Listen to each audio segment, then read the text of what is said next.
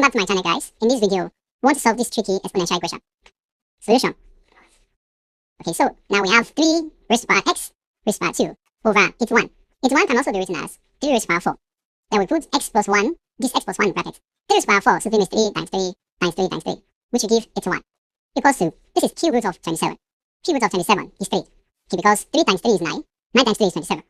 Okay, from here we can expand this. We have 3 raised to the power x squared over 3, we multiply 4 with this bracket. So 4 times x will give 4x, and 4 times 1 will give 4, equals to 3.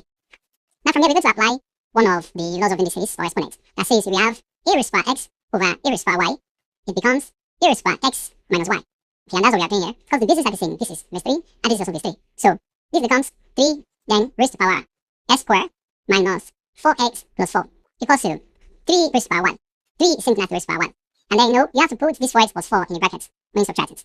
Okay, so from here we have 3 raised to the power x squared. We will use this minus to open this bracket.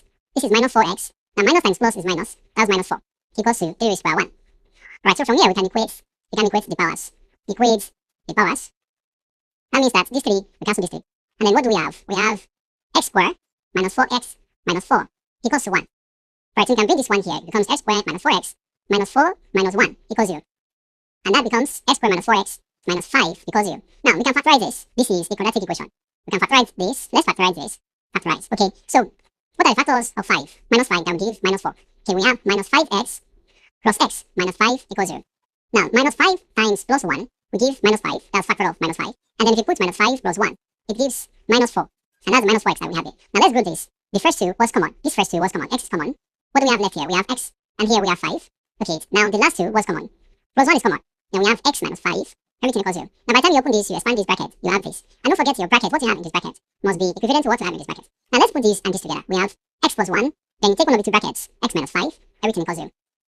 Right, so from here, we can equate each bracket to 0. That means we have x plus 1 equals 0. And also x minus 5 equals 0. And from here, x equals to minus 1. Or here, when you take minus 5 to the other side, it becomes plus 5. So x equals to minus 1 or x equals to 5. Right, so that's our final answer. Now, let's try to do this. Let's try this.